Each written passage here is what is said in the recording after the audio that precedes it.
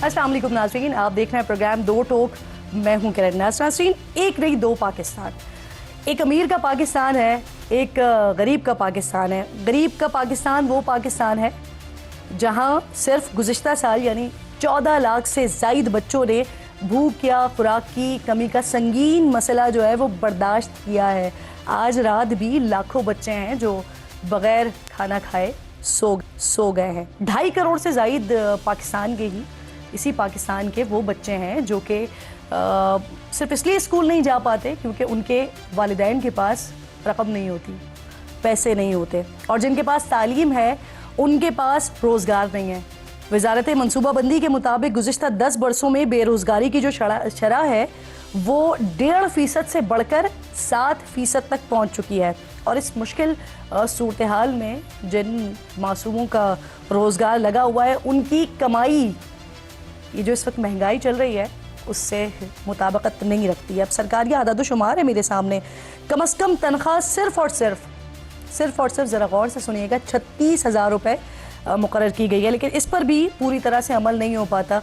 पिछले साल बजट में जो सरकार ने ग्रेड 1 से 16 तक के सरकारी मुलाजमीन की तनख्वाहों में इजाफा किया था वो इजाफा था 25%, और इस पर भी वज़ीर आज़म से लेकर हमारे वज़रा तक तमाम लोगों ने कौम को बताया था कि ये जो 25% का इजाफा किया गया है ये इतना आसान काम नहीं था, ये बड़ा मुश्किल काम था। लेकिन फिर भी माशाल्लाह बड़े दिल का मुजाहरा करते हुए, हातिम ताई की कब्र पर लात मारते हुए हमारी हुकूमत ने 25% का ये इजाफा कर दिया था। और साथ साथ ये भी बताया था वज़रा ने भी, वज़ीर आज़म ने भी, कि इस वक्त कौम को साथ चलना चाहिए, कौम का साथ होना चाहिए, क्योंकि अच्छा वक्त आने वाला है जिसकी हम उम्मीद तो करते हैं, जिसकी हम दुआ तो करते हैं, लेकिन अल्लाह जाने वो वक्त कब आएगा। अब ये तो मैंने आपको समझा दिया बड़ी डिटेल से, हालांकि आप मुझसे ज़्यादा अच्छे से समझते हैं कि गरीब का पाकिस्तान कौन सा वाला है। अब ज़रा आ जाइए अमीर के पाकिस्तान की तरफ। तो नाज़रीन, जो हमारे पास अमीर का पाकिस्तान है, कौम से कुर्बानी का तलबगार पाकिस्तान है, जो कि अमीर का पाकिस्तान है, जहाँ बच्चे मुँह में सोने का चमचा लेकर पैदा होते हैं। इनके जो स्कूल्स की माहाना तनख्वाह, अब माफ़ कीजिएगा, माहाना जो फ़ीस होती है वो सरकार की मुकर्रर करदा कम से कम तनख्वाह से ज़्यादा होती है। बड़ी बड़ी गाड़ियों में घूमते हैं, कानून पर ये अमल नहीं करते बल्कि इनके इशारों पर पूरा का पूरा कानून चल रहा होता है। मुंतखब नुमाइंदे जो ऑब्वियसली अवामी मसाइल और कानून साजी पर एक दूसरे के साथ बैठना गवारा नहीं करते हैं, एक दूसरे को जाने किन किन अलकाबात से नवाजते हैं, हम देखते आए हैं, लेकिन अपने फ़ायदे के लिए एक हो जाते हैं। कौमी असम्बली के अरकान और सेनेटर, ज़रा गौर से सुनिएगा जो मैं आपको सुनाने जा रही हूँ, जो शायद ही किसी गरीब और मुतवस्सित तबके से उनका ताल्लुक़ होता हो, इन सब की तनख्वाहों में 20%, 25%, 30%, 40%, 15 या 45% इजाफा नहीं हो रहा है, 140% इजाफा होने जा रहा है। 140%। इस वक्त एक रुकने पार्लियामेंट की जो तनख्वाह है वो है 2,18,000 रुपये, जो कि बढ़ाकर अब हो रही है 5,19,000 रुपये। ये सिफारिश की गई है। अब इससे पहले नाज़रीन, पंजाब असम्बली के जो अरकान हैं उनकी तनख्वाह में जो इजाफा था वो 76,000 से बढ़ाकर हुआ था 4 लाख, जबकि जो वज़रा हैं उनकी तनख्वाह 1 से बढ़ाकर 9,60,000 रुपये की जा चुकी है। खैबर पख्तूनख्वा अगर असम्बली की मैं बात करती हूँ तो वहाँ पर तनख्वाहों में तो इजाफा नहीं हुआ, लेकिन वज़रा की जो मराहत है वहाँ बड़ा ज़बरदस्त इजाफा हुआ है। जहाँ सूबाई वज़रा को माहाना किराया जो दिया जा रहा है, किराए की मद में 2 लाख रुपए दिए जा रहे हैं। और सोने पे सुहागा ये है कि ये जो माहाना किराया है ये उन वज़रा को भी दिया जाता है जो माशाल्लाह अपने ज़ाती मकानों में रिहाइश पजीर हैं। जब घरों की तज़यीन व आराइश की बात आती है तो उसके लिए भी 10 लाख रुपए की सहूलत मैसर है। ये तमाम फैसले ना नाज़रीन बजट के बाद हुए हैं, जिसमें गरीब की तनख्वाह में 25% किया गया था। यानी आवाम के लिए फ़ैसले कुछ और हैं और अपने लिए कुछ और है। वाह वाह वाह, क्या ये तर्ज़ हुक्मरानी है। वैसे इससे पहले कि मैं मज़ीद आगे डिटेल्स में जाऊँ हुक्मरानों से, मुझे एक और हाकिम याद आया, मेरे और आपके अमीरुल मोमिनीन सैयदना सिद्दीक़ अकबर रज़ियल्लाहु ताला अन्हु। क्या शान है उनकी कि जब खलीफा वक्त मुकर्रर होते हैं अपना कारोबार तर्क करते हैं कि उमूर पर इसका असर होगा। माहाना वजीफ़ा तय करने का मामला आता है तो फरमाते हैं कि मेरी तनख्वाह एक मज़दूर के बराबर मुकर्रर कर दी जाए। उनसे कहा जाता है कि मज़दूर की तनख्वाह में गुजारा मुमकिन नहीं है, तो आप फरमाते हैं कि अगर एक मज़दूर का गुजारा हो सकता है तो खलीफा वक्त का भी हो सकता है, और अगर उस तनख्वाह में खलीफा वक्त का गुजारा मुमकिन नहीं है, तो फिर गरीब का गुजारा कैसे मुमकिन होगा? वल्लाह हम उनके कदमों की धूल भी नहीं है, लेकिन मशले राह तो यही है ना हमारे लिए। अब ज़रा सुनते जाइए आगे कि कहाँ कहाँ पर क्या क्या मामलात हमारे सामने हैं कि गरीब आवाम के इन अमीर नुमाइंदों को जो तरक्याती बजट के नाम पर भी ख़जाने से बहुत बड़ी रकम मिलती है। एक्सप्रेस की खबर है, उनके मुताबिक वजारत मनसूबाबंदी ने तरक्याती स्कीमों की मद में 3 गुना ज़्यादा रकम जारी करने की मंजूरी दी है और रवा माली साल के पहले 6 महीने में इन अराकीन के लिए 17.5 अरब रुपए की मंजूरी दी गई है। लेकिन 13 से 17 जनवरी यानी सिर्फ 4 रोज़ के दौरान 30.9 अरब रुपए जारी करने की मंजूरी दी गई है, जिसके बाद मजमूई तौर पर यह रकम 48.3 अरब रुपए तक पहुंच गई है। अरकान असम्बली की तरक्याती स्कीम्स के लिए सालाना 50 अरब की रकम मुख्तस की गई है और वजारत ख़जाना की बजट रिलीज़ हिकमत अमली के तहत माली साल की पहली 3 तिमाहियों में, जिसकी मुद्दत जुलाई से मार्च तक की बनती है, मुख्तस बजट का ज़्यादा से ज़्यादा 60% जारी किया जा सकता है, जो तकरीबन 29 अरब रुपए बनते हैं। लेकिन यहाँ तकरीबन 18 अरब से ज़ायद जो हैं वो इजाफी जारी किए गए हैं, जो कि फाइनेंस डिवीज़न की हिदायत की खुल्ला खिलाफ वर्जी है। अवामी नुमाइंदे नाज़रीन अगर खुद एहतसाबी नहीं करेंगे तो ये किसी और का एहतसाब भी नहीं कर सकें। सेनेट की कायमा कमेटी बराए ख़जाना की FBR को 1100 से ज़ायद गाड़ियाँ खरीदने के से रोकने की कोशिश पर आज चेयरमैन FBR ने बड़ा दो टोक जवाब दिया। राशिद महमूद लंगड़ियाल साहब कहते हैं कि कुछ भी हो जाए, नौजवान अफसरान के लिए गाड़ियाँ ज़रूर ख़रीदी जाएंगी।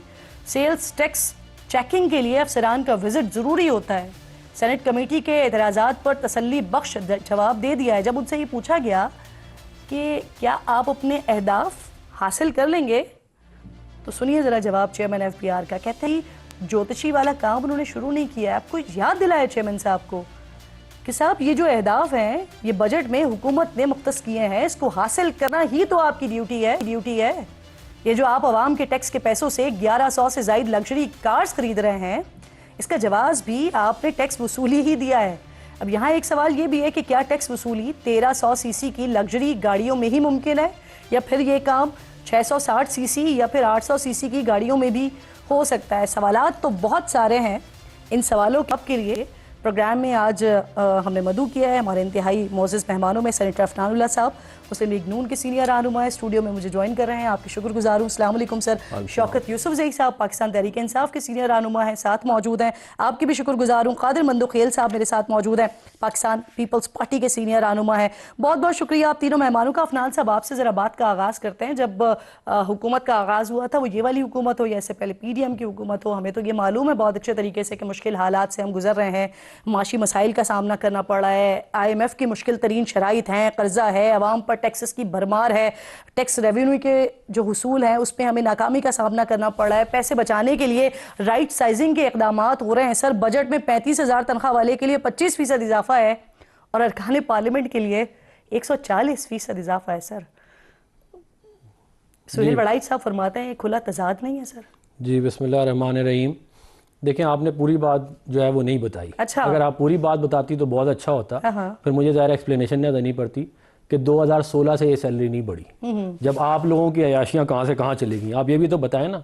आपने ये आपको हमारे ये सैलरीज की मद में आपको पता है 8 करोड़ रुपए एक्स्ट्रा पड़ेंगे हुकूमत को। 13,500 अरब रुपए का बजट है हुकूमत पाकिस्तान का, उसमें 8 करोड़ रुपए हमारे आप कह रहे हैं कि बहुत ज़्यादा है। मैं कहता हूँ ठीक है, ये पैसे मैं हुकूमत से तजवीज़ दूंगा कि जो मीडिया के एड्स के बजट है ना वहां से निकाल के हमें दे, क्योंकि वो है 30 अरब रुपए का। ये 3,000 करोड़ रुपए आप लोगों को हुकूमत हर साल देती है आप लोगों के काम पूरे करने के लिए, और आप हमें कह रहे हैं कि हमारी सैलरी क्योंकि 9 साल से नहीं बढ़ी तो अब बढ़ गई है, तो वो बड़ा जुल्म हो गया। सर 140%? तो 9 साल से नहीं बढ़ी ना। आप भी 2016 में कितनी थी और आज कितनी? चले अच्छा, अगर आप मीडिया चैनल्स को देते भी हैं तो ये हमारे लिए देते हैं या अपने कामों के लिए, अपने प्रमोशन के लिए देते हैं? तो यही मैं कह रहा हूँ ना, मैं ये कहूंगा कि इतना गरीब मुल्क है, इतने 3,000 करोड़ रुपए विफाकी हुकूमत ने आपको दिए हैं। अगर आप इसमें प्रोविंशियल बजट डाल लें तो वो 4,000 करोड़ रुपए बनते हैं जो आपको दिए जाते हैं, बल्कि इससे भी ज्यादा होंगे।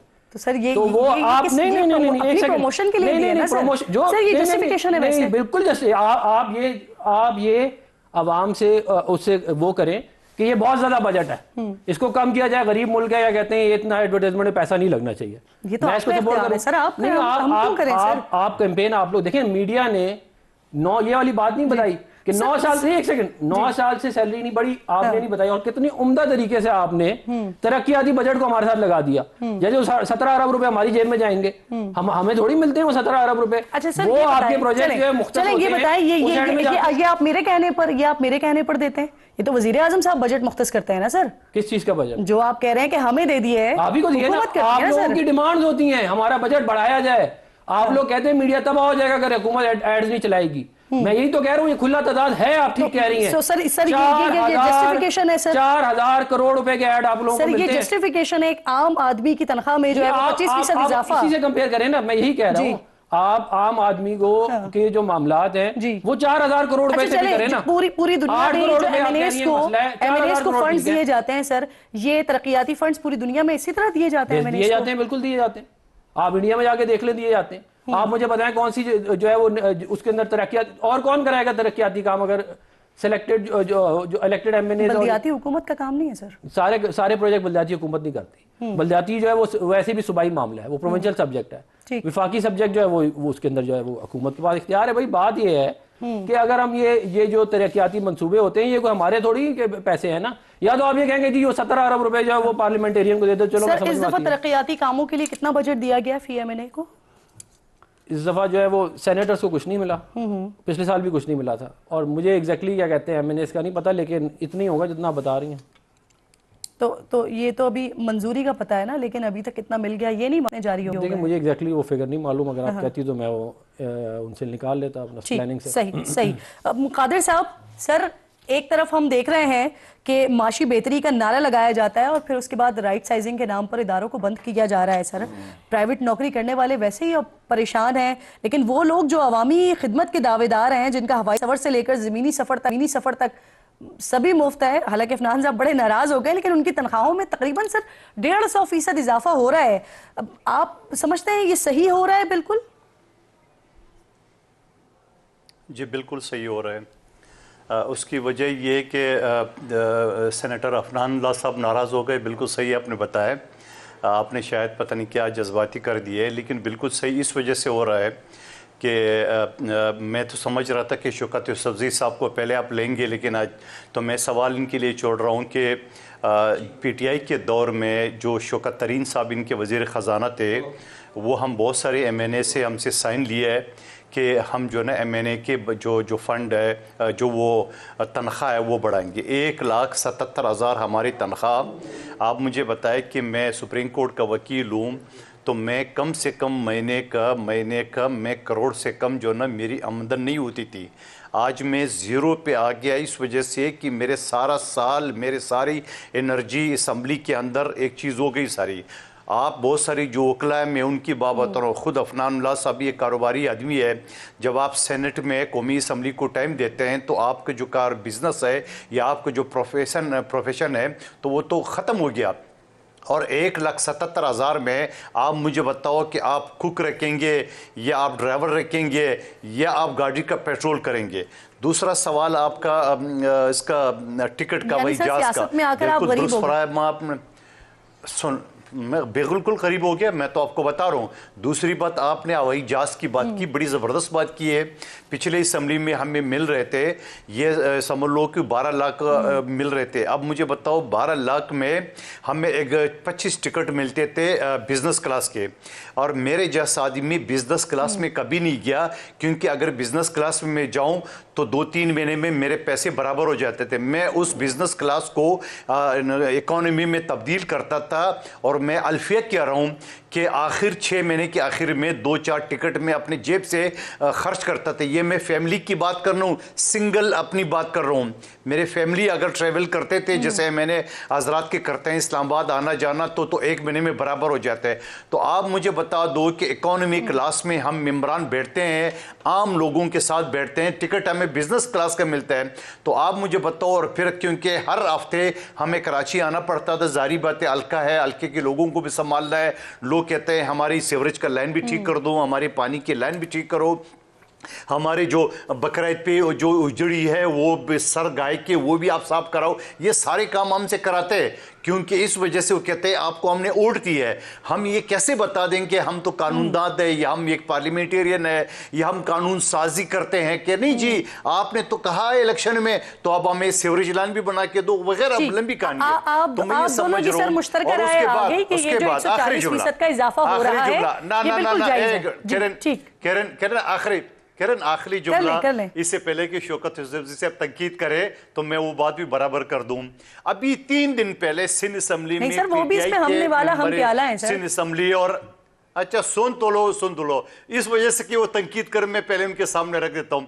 3 दिन पहले सिंध असेंबली में पीटीआई और एमक्यूएम के मेंबरान इकट्ठे हो गए कि हमारी तनख्वाहें बढ़ा दो। तुम सबकी बढ़नी चाहिए, लिहाजा शिकवा किसी को नहीं है। आप मीडिया वालों को जो पहले आप लोग 50-50 हज़ार लेते थे आज 50-60 लाख रुपए लेते हो तो उसको भी ज़रा देख लें। अच्छा ठीक सर। शौकत साहब वैसे ये क्या है सर कि हुकूमत ने जो भी फैसला करना हो, जो भी बात करनी हो, जो भी तजवीज़ लानी हो तो उस पर ये तय होता है कि पीटीआई की तरफ से तो उसके ऊपर एतराज़ ही होगा। लेकिन यहाँ बड़ी डिफरेंट सिचुएशन हुई कि ये वाली जब समरी आती है, ये वाली जब तजवीज़ आती है तो इस पर आपके 67 अराकीन पार्लियामेंट हैं जो कि पीपल्स पार्टी के और मुस्लिम लीग नून के हम निवाला हम प्याला बन जाते हैं सर। बिस्मिल्लाहिर्रहमानिर्रहीम। देखिए मेरे ख्याल से जब ये हमारे दौर में जब मैं पार्लियामेंट्री अफेयर्स का मिनिस्टर था तो अपोजिशन की तरफ से एक वो आई थी कि जी हमारी तनख्वाहों में इजाफा कर दें केपी असम्बली में। तो वो तजवीज़ वो बिल जब आया तो हमने खान साहब को भेजा तो खान साहब ने कहा कि आप जितने आपके सरकारी मुलाजिमीन हैं तो क्या आप उनकी तनख्वाहें भी बढ़ा रहे हैं। तो हमने कहा जी हमारे पास इतने वसाइल नहीं है। उन्होंने कहा जब आपके पास उनके लिए वसाइल नहीं है तो फिर आप अपने नहीं बढ़ा सकते। मेरा ख्याल ये है कि देखें ये एक ही जो चारों असम्बलियाँ एक जैसी हैं, इसका कोई एक इतनी कानून साजी हम करते हैं तो एक बता दें कि जी किस ग्रेड में हम हैं। अब सबसे बड़ा इशू जो ये आता है ना कि जी कितनी तनख्वाह बढ़ाएं, तो ज़ाहिर है ये कन्फ्लिक्ट ऑफ इंटरेस्ट भी है कि हम अपनी असम्बली में भी बैठे हैं, हम अपनी तनख्वाह खुद बढ़ाने की बात करते हैं तो हम कहते हैं जी 10 लाख से 20 लाख क्यों ना हो। तो ये मेरे ख्याल से जो है ना होना चाहिए कि ग्रेड मुकर्रर हो, ताकि अगर जिस तरह सरकारी मुलाजिमिन के हर साल ग्रेड में थोड़ा बहुत इजाफा होता है तनख्वाह में तो वो इजाफा इनके साथ भी हो। लेकिन ये काफ़ी अरसे से जो है ना ये फिर एक यकमुश जब वो जंप मारते हैं ना तो बहुत ज़्यादा इशू आता है और फिर ज़ाहिर पब्लिक अवामी नुमाइंदे हैं तो अवाम उस पर तनकीद करती है। तो मेरा ज़ाती ये ख्याल है कि इस वक्त ये मुनासिब इसलिए नहीं है कि हम कर्जे ले रहे हैं, हम अभी तक आवाम को 1 रुपए का रिलीफ नहीं दे सके। तो ऐसे मौके पर मतलब मेरा नहीं ख्याल है कि हुकूमत इतना गैर पॉपुलर फैसला जो कर रही है उसका बहुत ही खमियाजा भुगतना पड़ेगा। ऑलरेडी मुल्क मुश्किल में एक तरफ तो तरक्याती फंड्स मिल रहे हैं एमएनएस को केपीके में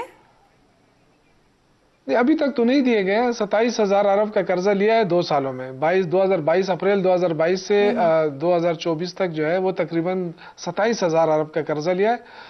और अब जो ये तनख्वाहें बढ़ा रहे हैं शायद ये इसलिए बढ़ा रहे हैं कि वो इन्होंने कहा है कि तरक्याती फंड अभी तक नहीं, अभी एक रुपये नहीं मिला है। अभी जो ये तनख्वाहों की बात कर रहे हैं तो शायद इनको ये उम्मीद है कि $1 अरब जो है और कर्जा ले रहे हैं। तो कर्जा लेके ये उड़ान पाकिस्तान मंसूबा भी कामयाब कर रहे हैं और शायद एमएनएस को भी खुश करने की कोशिश कर रहे हैं। तो मेरे ख्याल से देखिए अवाम रुल रही है, अवाम के पास कुछ भी नहीं है इस वक्त। आप अवाम की तनख्वाह में इजाफा छोड़े, आपने कहा ना 36,000 इजाजत दीजिएगा यही सवाल जरा मैं कादिर साहब से पूछ लूं जी, कर लें जुमला कंप्लीट कर लें। मैंने कहा कि 36,000 जो आपने बात की ना तो 36,000 पे तो अमल दरामद कहाँ होता है। प्राइवेट इदारे तो देखें, प्राइवेट इदारे तो 20,000 से ऊपर जाते ही नहीं है। तो क्या इनके पास कोई ऐसा मैकेनिज्म है? ये सूबों के पास होना चाहिए। जब मैं था लेबर मिनिस्टर ये मैकेनिज्म हमने नाफिज किया लेकिन वो बहुत जल्दी वो हुकूमत ही खत्म हो गई। वरना ये ऐसा मैकेनिज्म था उसमें कि ड्राइवर से लेके जो घरों में काम करने वाली खवातीन है उस तक वो बात चली गई थी कि हमने कहा कि सबके अकाउंट्स खोल दो बैंकों के अंदर और उसके जो है ना बाकायदा बताया जाए, उसको चेकिंग किया जाए। दीजिएगा मंदोखेल साहब जी, मंदोखेल साहब ये फरमाइएगा सर आप तो इत्तेहादी हैं तो आपके एमएनएस को मिले अभी तक तरक्याती फंड्स? नहीं, अभी तक कुछ नहीं मिला है, कुछ भी नहीं मिला है। बल्कि पैसे तो दूर की बात है, हमारे पंजाब में MNA जो MP है वहाँ उन अफसरान को लगाया गया है कि जो एंटी पीपल्स पार्टी है। यही तो हमारे खदशात है। जो मुज़ाकराती कमेटी बनी थी जिसको CAC ने तोड़ दिए 2 दिन पहले के इजलास में, तो हमें तो शिकवे है, बहुत सारे इशू है। तो फिर ये किसको फंड्स जा रहे हैं सर? MNAs को फंड्स तो मिल रहे हैं ना सर? जी जी, कर लें कंप्लीट कर लें जुमला। मैं ये कह रहा हूँ कि फंड तो ज़्यादातर पंजाब में जा रहे हैं ना, क्योंकि वहाँ लैपटॉप भी तकसीम हो रहे हैं और वहाँ पे यही तो परफॉर्मेंस सर मैं MNAs के हवाले से पूछ रही हूँ। आप कह रहे हैं आपको भी नहीं मिल रहे, कादिर मंदुखेल साहब कह रहे हैं कि उनके MNAs को भी नहीं मिले, तो अफनान साहब फिर ये कहाँ कौन से MNAs को मिल रहे हैं? देखें, ये मैंने आपको पहले भी कहा कि मैंने इसको चेक नहीं किया एग्जैक्टली नंबर को, वरना मैं चेक करके आता तो मैं आपको बताया था एग्जैक्टली क्या। लेकिन वैसे अगर मिल रहे होंगे तो ये नहीं हो सकता कि पीपल्स पार्टी को ना मिले और हमें मिल जाए, इस तरह नहीं हो सकता। और जहाँ तक बात रहेगी कि जी यानी अभी तक किसी को जारी नहीं हुआ, आप ये कह रहे हैं? मैं ये नहीं कह रहा, मैं ये कह रहा हूँ मैं चेक करके आपको बता सकता हूँ। ठीक, सही। दूसरी मैं आपको ये बात कह रहा हूँ कि ये जो फरमा रहे हैं हमारे भाई कि पंजाब में सारे पैसे लग रहे हैं, ये वो नहीं है, ये विभाग का बजट है। पंजाब में जो कुछ हो रहा है वो अपने बजट से कर रहे हैं, और आप अपने बजट से क्या कर रहे हैं वो सारा पाकिस्तान जानता है। तो आपको वहाँ पे कोई एक चीज़ दिखाने के लिए नहीं है, आप सिर्फ जो है क्योंकि आपकी कोई परफॉर्मेंस जीरो है और मरियम नवाज शरीफ साहिबा की परफॉर्मेंस बहुत अच्छी है, तो अब आप क्योंकि उनको मैच नहीं कर सकते तो अब आप उनको इस तरह की बातें कह रहे हैं। आप अपनी खुद कर लेना, आपको जो बजट दिया जाता है उसका अच्छा इस्तेमाल करें, सोलर पैनल दें लोगों को नौकरियां करें। आप सारा खा जाते हैं खुद बैठ के, सारी काबीना आपके अपने लोग कहते हैं आप लोग करप्ट हैं, एक दूसरे पे इल्जाम लगा रहे हैं कि तुमने इतने पैसे खा लिए, तुमने इतने पैसे खा लिए, और दूसरे सूबे की फिक्र लगी हुई है। भाई आप अपना काम पहले सीधा कर लें, फिर किसी को बताएंगे क्या करना है। जी सर असल में मसला ये कि आपने जब मैंने बात का आगाज किया था तो आपने तो जी जवाब दे दें सर, मुझे ब्रेक लेना है, जल्दी से दे दें। मैं देखें, ये सब टिकटॉक की बात कर रहे हैं। जो परफॉर्मेंस है ना वो खैबर पख्तूनख्वा में आके देखें, 20 अरब रुपए अभी तक जो है ना वो सेहत कार्ड पे तक हो गए हैं, लोगों पे लग चुके हैं, और 7 लाख लोगों का फ्री इलाज हुआ है। 40 अरब रुपए हमारे पेंशन के लिए हम दे दिए, जो लोग ख्वार होते थे। निगरान दौर में 3 महीने की तनख्वाह नहीं दी गई थी, हमने वो जब हमारी हुकूमत आई है तो 3 महीने की तनख्वाह भी दी है, 3 महीने की रिजर्व रखी है, और 30 अरब रुपए हमने वापस किए हैं, कर्जा वापस किया। ये पहला सूबा है जिसने कर्जा वापस किया है, इसके बावजूद के वफाक में हमारी मुखालिफ हुकूमत है। NFC अवार्ड पे अमल दरामद देखें, निगरान दौर के कितने मुलाजिमीन को आप फारिग करने जा रहे हैं ये भी बता दें। NFC जो गलत तरीके से हुए हैं, बिल्कुल जो गलत तरीके से हुए हैं, जो सिफारिशों पे हुए हैं, जो पैसे लेकर हुए हैं, उनके खिलाफ इंक्वायरी, और जो भी उनके खिलाफ इंक्वायरियां हो रही है।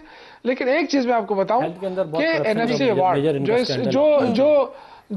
जो पाकिस्तान को मुत्तहिद रखता है ना, NFC अवार्ड जिसमें सूबों को शेयर जाता है, 7वां NFC अवार्ड एक्सपायर हो चुका है। इन्होंने 2018 में हमारे साथ फाटा किया है, और फाटा को कोई शेयर नहीं मिल रहा है। मुझ पे आगाज किया था तनकीद का, तो मैं आपको जवाब जरूर दे दूं सर। जो आप बात कर रहे हैं ना कि करोड़ों रुपए मीडिया को दिए जाते हैं, तो इन मीडिया के हजारों जो चैनल्स हैं, जो सैकड़ों चैनल्स हैं, उसके अंदर हजारों लाखों मुलाजमीन काम कर रहे हैं, और उन मुलाजमीन से लेकर सर हजारों मुलाजमीन है सर, चले जो हजारों मुलाजमीन है उनको तनख्वाहें जा रही हैं, उनको सैलरीज जा रही हैं, टेक्निकल स्टाफ है, अखराजात है सर, लेकिन बड़े अखराजात हैं सर। लाइसेंस की मद में पैसे जाते हैं, लाइसेंस की मद में पैसे जाते हैं, और सर आप लोगों को 5-5 करोड़ रुपए जो है वो एक इलेक्शन मुहिम के ऊपर खर्च करते हैं, जिसके ऊपर इलेक्शन कमीशन को ये कहना पड़ गया कि एक MNA या एक MPA उम्मीदवार जो है वो एक जो है अपनी इलेक्शन कैंपेन पे 3 करोड़ रुपए से ज्यादा खर्च नहीं कर सकता सर, फिर वो 1 करोड़ हो गया। ये हजारों मुलाजमीन है सर, हजारों मुलाजमीन है, किस एंकर को मिल रहे हैं सर 50 लाख करोड़ों रुपए? आप लोगों को नहीं मिले जाए, किसको मिल रहे हैं 50 लाख? बहुत सारे लोगों को मिले, करोड़ रुपए मिले, किसको मिल रहे हैं सर? बहुत सारों को मिले। करोड़ रुपए कौन दे रहे हैं? नाम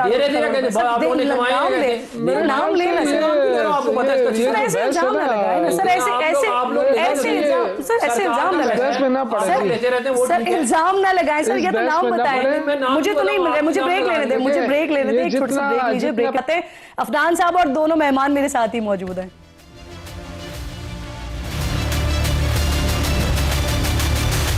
प्रोग्राम में एक बार फिर आपको खुशामदीद कहती हूँ। मेरे तीनों मौजूद मेहमान साथ ही मौजूद हैं, अफनान साहब, कादिर मंदुखेल साहब और शौकत यूसुफजई साहब।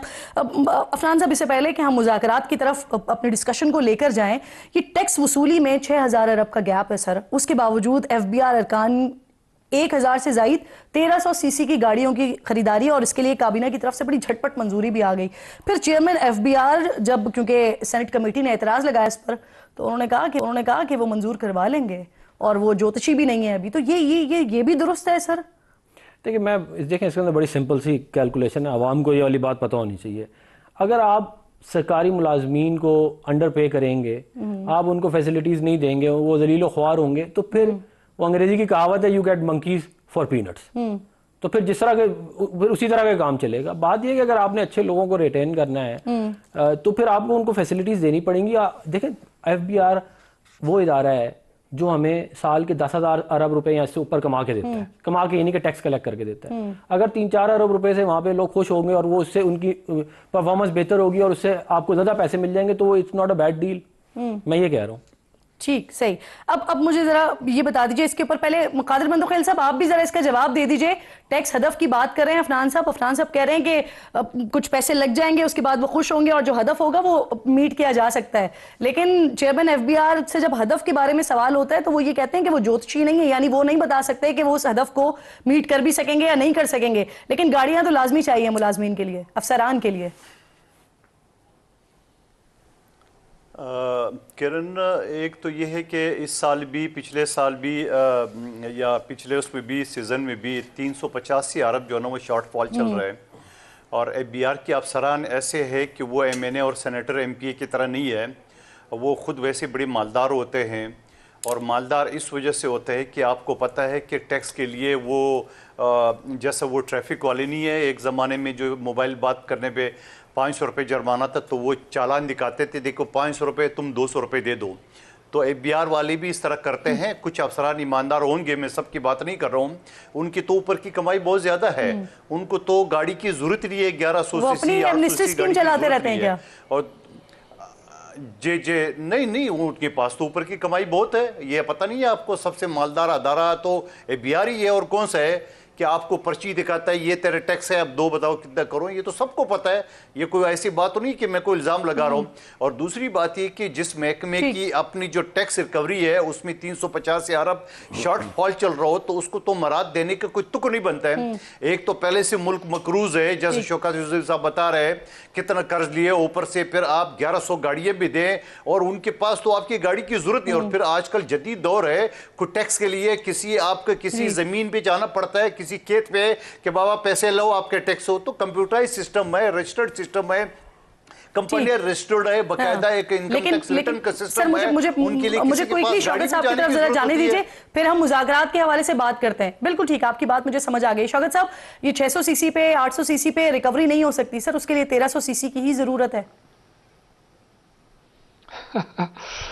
देखिए, मेरे ख्याल से बंदोखेल साहब ने जो बात की ना, कि ये तो बस चूंकि पैसा ऐसा है ना कि बहुत ज़्यादा आ रहा है ना, जो बहुत ज़्यादा कर्जा लिया गया है, तो जाहिर है उसको एडजस्ट तो करना है, कहीं पे तो खर्च करना है, आवाम पे तो नहीं लगाना है। आवाम को अगर आप देखें तो 2 सालों में कि 1 रुपये का रिलीफ तो नहीं मिल सका, ना पेट्रोल सस्ता हुआ, ना बिजली सस्ती हुई, ना गैस सस्ता हुआ। मतलब आवाम को क्या मिल रहा है ये पहले बताएं। अब जो $1 अरब मेरे भाई बैठे हैं, ये बताएं कि $1 अरब आप फिर क्यों ले रहे हैं, जब आप कह रहे हैं कि हमारी मईशत दुरुस्त हो गई है, हमने मुल्क को ट्रैक पर ले आए हैं, और फिर ये जो उड़ान पाकिस्तान का मंसूबा लेकर आए हैं, तो ये आपने तय किया था कि हम कर्जा लेके सब कुछ करेंगे, तो कर्जे से कोई मुल्क चला है। इसीलिए तो हम कह रहे हैं ना भाई कि आपके 147 आपके टेक्सटाइल मिले पंजाब में बारहा यही बात कर रहे हैं कि हुकूमत को अगर माशी इस्तेहकाम चाहिए तो उसके लिए कम खर्च बाला नशी वाली पॉलिसी अपनानी पड़ेगी, उसके बाद ही मामला जो है वो बेहतरी की तरफ जा सकते हैं। अब शौकत साहब जरा मुज़ाकरात के हवाले से आ जाइए। आप लोग की तरफ से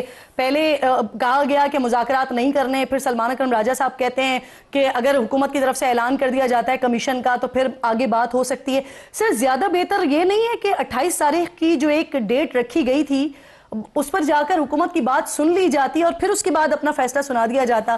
क्या ये ज्यादा मुनासिब नहीं होता? हो सकता था हुकूमत ऐलान कर देती सर। नहीं, देखिए इस हुकूमत से कोई तवक्को नहीं है। देखिए, हमारे जो 2 मुतालबात हमने रखे थे ना, ये तो हमने 15 दिन तो उसमें गुजर गए थे कि जी आप रिटर्न दे दें। तो क्या हुकूमत ने कोई माइंड नहीं बनाया था इस पे, या इतनी गैर संजीदगी थी? चलो, जिस दिन हमने रिटर्न दे दिया तो उस दिन तो इन्होंने 6 घंटे भी इंतजार नहीं किया, फौरन आके शाम को प्रेस कॉन्फ्रेंस की। जो उनके तर्जुमान थे इरफान साहब ने और राना सनाउल्लाह साहब ने, दोनों ने प्रेस कॉन्फ्रेंस की कि ये मुतालबात जो है वो नहीं हो सकते। जब उन्होंने ये कह दिया कि नहीं हो सकते तो फिर हम किस लिए इंतजार करें, रिटर्न में लेके दें कि नहीं हो सकते।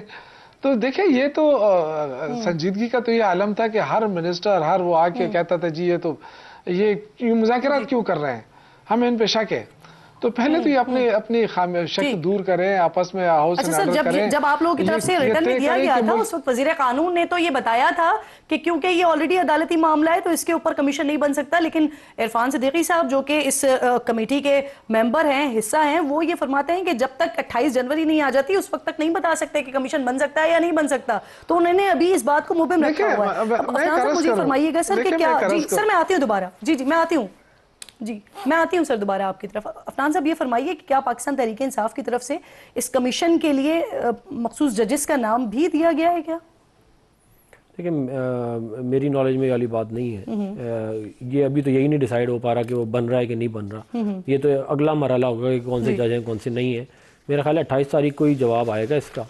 जब वो इरफान साहब कह रहे हैं और उस वक्त ये बात जो है क्लियर होगी। मैं ये समझता हूँ कि देखें मुज़ाकरात जो हैं वो ये नहीं होते कि इफ़ या बाटियाँ ये होगा तो वो होगा तो ये, भाई जब आपने अगर मुज़ाकरात करने हैं तो आप वहाँ मुज़ाकरात में जाके बात करें कि जी हमें ये चाहिए, जो भी आपके मामलात हैं। अब ये होता है कि जी वो अब ये हमें ये दोगे तो ये हम फिर आगे, भाई आप शर्तें अगर फिर शर्तें लगानी तो मुज़ाकरात तो ना हो ना, तो पहले भी ही चल रहा है। लेकिन सर बात आपकी सही है, लेकिन दोनों तरफ से यही मामला हो रहा है ना कि उनके लोग भी बाहर आते हैं और वो एक फैसला सुना देते हैं कि जी हम मुज़ाकरात नहीं कर रहे। आपकी तरफ से भी आते हैं लोग और कहते हैं कि ये हो ही नहीं सकता। कादरी साहब सर ये फरमाइएगा कि एक तरफ तो ये मुज़ाकरात के मामला चल रहे हैं पाकिस्तान तहरीक इंसाफ के और मुस्लिम लीग नून के, जिसमें आपके लोग भी शामिल हैं, लेकिन सर दूसरी तरफ पीपल्स पार्टी भी शायद हुकूमत से बड़ी मायूस नजर आ रही है। आप लोग के स्टेटमेंट्स कुछ इस तरह के आ रहे हैं और फिर साथ साथ शायद ये भी आप लोगों की तरफ डिसाइड किया जा रहा है कि अब बराह रास्त मियां नवाज शरीफ साहब से बात की जाएगी और उनके साथ मामलात को डिस्कस किया जाएगा। Is it correct sir? जी बिल्कुल आपने दुरुस्त फरमाया। ये हमारे सेंट्रल एग्जीक्यूटिव कमेटी का ये फैसला है जिसके इख्तियारात आसिफ अली जरदारी साहब को दिए, क्योंकि सूबाई सतह पे पंजाब में जो हमारी मुज़ाकराती कमेटी की इनकी बात चल रही थी वो तो नाकाम हो गई है।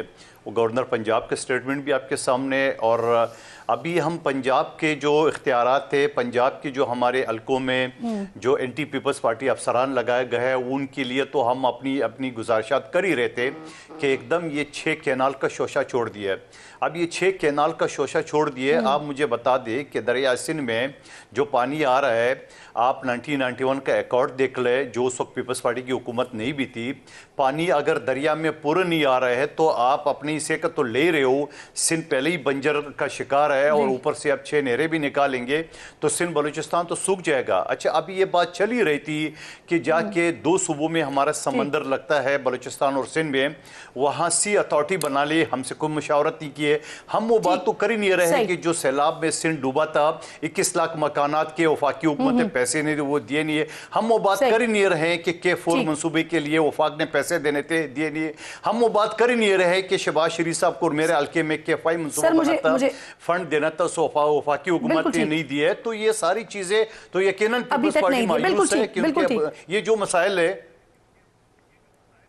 जी सर मुझे ब्रेक लेना है, ब्रेक की कॉल दी जा रही है, ब्रेक वापस आते हैं। तो केपीके के कितने वज़रा हैं जिनके ऊपर करप्शन के चार्जेस हैं, और साथ साथ जुनैद अकबर साहब जो कि PACC के चेयरमैन ऑब्वियसली लग गए, दूसरी तरफ सदर बन गए केपीके में, ये सब कैसे हुआ इस पर भी बात करते हैं। ब्रेक लीजिए, वापस आइए।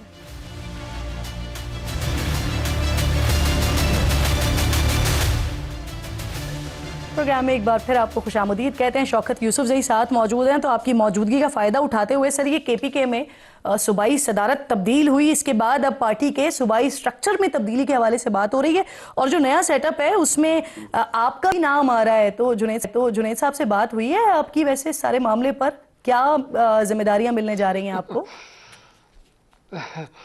देखिए ये रूटीन के मामलात हैं, आपको पता है सूबाई सदारत और ये जो ओहदे होते हैं सुबह पार्टी के, ये कोई इस तरह नहीं होते हैं। मतलब अली अमीन गंडापुर साहब के ऊपर चूंकि सूबे का बर्डन भी है, वो सुबह भी चला रहे हैं, तो डेफिनेटली इमरान खान ने सोच समझ कर ये फैसला किया होगा।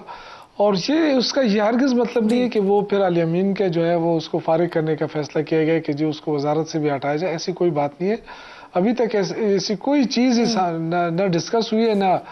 अब देखिए जुनैद अकबर एक वर्कर हैं और आपको बताया आपको क्या जिम्मेदारी दी जा रही है? नहीं, मुझे कोई जिम्मेदारी नहीं दी गई है ना। जिम्मेदारी वैसे 10-15 मिनट मेरे से बात हुई है जुनैद साहब की, और जो हमारे कुलीग हैं पुराने और ज़ाहिर है हम एक साथ हमने काम किया है सूबे में, तो उस हवाले से बातचीत हुई है, लेकिन ऐसे कोई मतलब ओहदा लेना हमारे लिए कोई ओहदा शोहदा जरूरी इसलिए हम सर तो आतिफ वर्कर हैं। खान का नाम आ रहा है, अरबाब शेर का नाम आ रहा है, इनको बड़ी अहम जिम्मेदारियां देने की बात हो रही है। जुनैद अकबर साहब को ऑलरेडी जिम्मेदारियां मिल चुकी हैं और ये वो ग्रुप है सर जो वजीर आला का मुखालिफ समझा जाता है। वजीर आला पर एतमाद के इकरारनामे पर दस्तखत न देखिए, करने ये पर तो इन्हीं लोगों को पदों से फारिग किया गया था और अब यही ग्रुप जो है वो केपीके में एक्टिव हो रहा है, इसलिए इस पर सवालात उठ रहे हैं। नहीं, मेरे ख्याल से जुनैद जो है ना, जुनैद अकबर साहब वो बड़े ठीक ठाक बंदे हैं, वर्कर आदमी है। मेरा नहीं ख्याल है कि वो किसी ग्रुप को साथ लेकर चलेंगे, वो सबको मिला कर चलेंगे। आतिफ खान भी एक सीनियर रीजन के प्रेसिडेंट रहे हैं, उनको बिल्कुल मिलने चाहिए। अच्छा, ये कंफर्म कर दें, साहब सारे ये कंफर्म कर दें, जुनैद अकबर को केपीके की सदारत मिलने का फैसला 1.5 महीने पहले ही हो गया था। मेरे ख्याल से पार्टी के कुछ लोग ये कह रहे हैं कि जी उनका फैसला हो गया था, लेकिन जुनैद अकबर जो है वो रिलेक्टेंट था। अब और ये फाइनल कॉल की नाकामी के बाद हुआ था सर? नहीं, मेरे ख्याल से उसमें तो देखें ना, उसमें तो मैं ये नहीं कह सकता हूँ कि किसी का उसमें कसूर है, उसमें बहुत सारे लोगों का कसूर था। और वो मैंने कह भी दिया था आपको कि वो सब उसमें हम सब जितने भी सीनियर लोग हैं ना, चाहे हमारे साथ होता है या नहीं है, लेकिन बुशरा साहिबा की ताईद हासिल है सर? मेरे इल्म में ये बात नहीं है। देखिए, खान साहब ने किया, उनको खान साहब ने वालिमिन को सीएम बनाया है, खान साहब ने उनको सदर बना दिया, तो मेरे ख्याल से हमें तो देखें उस डायरेक्शन के ऊपर चलना है। अब ये फैसला अच्छा है बुरा है, आतिफ खान कह रहे हैं खान साहब ने हिदायत की है कि जिन वज़रा पर करप्शन के इल्जामात हैं उनकी तहकीकात करें, इल्जाम अगर दुरुस्त हैं तो उन करप्ट वज़रा को फारिग कर दें। ऑलरेडी ये कितने वज़रा हैं जिन पर इल्जामात हैं? बेशक ना बताएं कौन है, तादाद बता दें। नहीं, मैं बता भी सकता हूँ, मुझे क्या इस पे वो है, जो नाम चल रहे हैं वो देखें ऑलरेडी पेश हो चुके हैं। हमारी कमेटी बनी है, वो किसी की ख्वाहिश और नाख्वाहिश पे नहीं है, बड़े सीनियर लोग हैं उसके अंदर और वो उन्होंने वो इन्वेस्टिगेट कर रहे हैं और बाकायदा जो अगर सबूत किसी के पास है, शवाहिद है, तो मैं आपकी तवज्जो से भी कहता हूँ बिल्कुल लोग आए। एक तो देखिए ना, एक हमारी बात चलती है कि जी शकील खान का भी नाम है उसमें? नहीं, शकील खान का तो नाम मुझे नहीं पता है। मैं तो सिर्फ ये कह रहा हूँ कि एक कमेटी बनी है, शाह फरमान खान है उसमें और हमारे जो सीनियर काजी साहब हैं उसमें, उनकी सरबराही में कमेटी बनी है और वो बिल्कुल जहाँ जिस पे इल्जाम लगता है वो फौरन उस पर इन्वेस्टिगेट करते हैं। तो अब तक ऐसा कोई साबित नहीं हुआ है और अगर साबित होगा तो मेरे ख्याल से कोई उस पर देर नहीं लगाएंगे इमरान खान उसको निकालने में, और न ही अली अमीन गंडापुर को उसको डिफेंड करने की जरूरत है। बिल्कुल। मंदुखेल साहब, सर आपको क्या लगता है सर कि केपीके में जो अभी तब्दीलियां हुई हैं इसके बाद क्या वजारत आला की कुर्सी भी आपको केपीके में खतरे में नजर आ रही है? जी, खबरें तो आप लोगों की तरफ से यही आ रही है और शौकत यूसुफ़ज़ई साहब बड़े गोलमोल आपको जवाब दे रहे हैं। ये भी उस नापसंदीदा ग्रुप में शामिल थे जिसको जिम्मेदारी दी जा रही है। अल्लाह करे जैसे नहीं, मैं तो इनके सॉरी, मैं किसी ग्रुप में नहीं हूँ मंदुखेल साहब। अच्छा, नहीं, मैं किसी ग्रुप में नहीं हूँ, इसलिए बाहर बैठा हूँ। नहीं, वो आप जो है एक पहले आप बाकायदा पार्टी के स्पोक्समैन रह चुके हैं, सूबे के अपना वजीर रह चुके हैं और आपको कोई सीट नहीं दी गई है तो वो शामिल था। बहरहाल ये इनकी पार्टी का अंदरूनी मामला है, लेकिन गंडापुर समय समझ लो जितना उसने खेलना तक खेल लिया है, जितना उन्होंने मुलाजट का किरदार अदा करके डायलॉग बाजी कर लिए, मेरे ख्याल में खान साहब को समझ भी आ गई है कि ये बंदा जो है ना वो क्या कहूँगा मैं, लफ्ज़ सख्त हो जाएगा, मैं कहूँगा कि वो ज़्यादा मजीद जो है ना वो उसको नहीं टाल सकेंगे और ये मामला इनका लगता है ख़त्म हो रहा है। और मैं ये कहूँगा कि ये सारी चीज़ें मैं ये करूँगा कि पार्टी में जो संजीदा लोग हैं, संजीदा लोगों को आगे आना चाहिए और इस तरह डायलॉग बाजी से सुल्तान राई बाईला डायलॉग जो है ना वो नीचे लेके जाते हैं। बिल्कुल सर, मुझे इजाज़त दीजिएगा, लास्ट कमेंट मुझे अफनान साहब से भी लेने दें। सर फैसल वावडा बार बार कह चुके हैं कि पूरी मुद्दत नहीं कर सकेंगे वज़ीर आला साहब, उनके लिए काम तासुर ये भी दिया जाता है कि वो विकेट के दोनों तरफ खेलते हैं और अब खान साहब उनसे नाराज भी हैं, इसलिए अभी सदारत भी गई और कुर्सी भी उनके खतरे में है। देखिए ज़ाहिर है अगर आप मतलब कि डबल गेम करेंगे तो इवेंचुअली वो आप पकड़े तो जाते हैं, कोई कितना भी होशियार हो वो इवेंचुअली पकड़ा ही जाता है। तो वैसे खेल रहे हैं उसके अंदर नहीं, मैं अगर वो खेल रहे हैं तो उनको नहीं करना चाहिए, लेकिन बात ये है कि जो ख्वाहिशात इमरान खान साहब की वो भी पूरी नहीं हो सकती ना। वो कहते हैं कि जी विफाक के ऊपर हमला कर दो, तो वो वजीर आला जो खैर पख्तूनख्वा उसका ये काम तो नहीं है कि वो वफाक पे चढ़ाइयाँ करे, उससे ये ख्वाहिशात लेके बैठे हुए कि हमें इस तरह का बंदा चाहिए जो वफाक पे हमला करके हमें जो है वो इमरान खान साहब को बाहर निकाल दे। भाई आपकी प्रायोरिटी और जो है जुनैद अकबर के बारे में क्या राय है आपकी? ठीक है, जुनैद अकबर साहब जो है वो एक माकूल इंसान है, मेरी उनसे इतनी ज़्यादा इंटरेक्शन नहीं है, लेकिन जितनी थोड़ी बहुत है वो मुझे एक कम गो समझदार से आदमी लगे। इंटरेस्टिंग फैक्ट है वैसे सर, हुकूमत के लोग बड़ी तारीफ कर रहे हैं जुनैद नहीं, अकबर मैं साहब तो की। इसलिए क्योंकि मेरे उनसे अच्छे कल खाजा सलाम साहब दुआ भी है। तारीफ कर रहे थे, नहीं, वैसे भी उनसे- लोग तारीफ कर रहे हाँ हैं। नहीं, मेरे उनसे अच्छी सलाम दुआ है, वो अच्छी अच्छे अखलाक के आदमी है। तो हम तो ये चाहते हैं कि अच्छी तरह बातचीत से ही मामलात को जो है वो असेंबलियों में चलाया जाए, बजाय इसके कि एक दूसरे से लड़ते रहे। और देखने वालों की ख्वाहिश भी यही होती है कि अच्छे तरीके से मामला जो है वो आगे बढ़े, ताकि कम से कम मुल्क के लिए कुछ किया जा सके। बहुत शुक्रिया, साथ मौजूद थे। वक्त खत्म हो गया नाज़रीन, इंशाल्लाह जुमे को आपसे मुलाकात होगी। अपना और अपने मुल्क का खास ख्याल रखिए, फ़लस्तीन को अपनी दुआओं में याद रखिए। अल्लाह निगहबान।